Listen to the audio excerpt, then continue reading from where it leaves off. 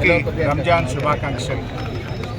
ఈరోజు తెలంగాణ రాష్ట్రంలో ముఖ్యంగా గత 10 ఏళ్ల కేసీఆర్ పాలనలో మైనార్టీల అభ్యున్నతి కోసం, హిందువుల అభ్యున్నతికి ఏ రకంగా అయితే పాటుపడ్డారో మైనార్టీల అభ్యున్నతి కోసం కూడా బీఆర్ఎస్ ప్రభుత్వం గత 10 ఏళ్ళు కృషి చేసింది.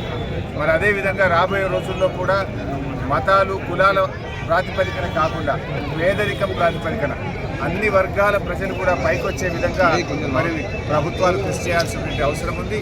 ఈరోజు ఈ రంజాన్ పండుగ మరి అందరూ కూడా హిందూ ముస్లింలు అనే భేదాభిప్రాయం లేకుండా నిన్న ఉగాది పండుగ రోజు ముస్లిం మైనార్టీలందరూ హిందువుల ఇళ్లలోకి వచ్చి భక్ష్యాలు తిన్నారు, ఉగాది శుభాకాంక్షలు తెలిపారు. అదేవిధంగా మైనార్టీల పండుగ సందర్భంగా ఈరోజు రంజాన్ పండుగ ఈదుల్ ఫితర్ సందర్భంగా హిందూ సోదరులందరూ కూడా వచ్చి అలై బలై చేసుకొని ఈనాటి రంజాన్ శుభాకాంక్షలు వారందరికీ జరుగుతూ ఉంది. అంటే ఇలా ఎన్నో ఏళ్లుగా మన రాష్ట్రం కానీ మన దేశం కానీ మతాలకు అతీతంగా సోదర భావంతో ఒకరి పండుగల్ని ఒకరి సాంప్రదాయాల్ని మరొకరు గౌరవిస్తూ ఎంతో సఖ్యతతో జీవించినటువంటి ప్రాంతం.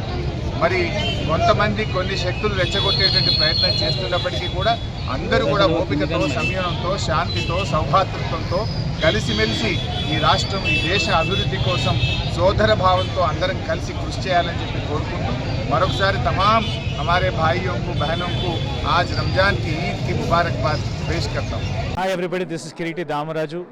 Like, share and subscribe to Saira TV.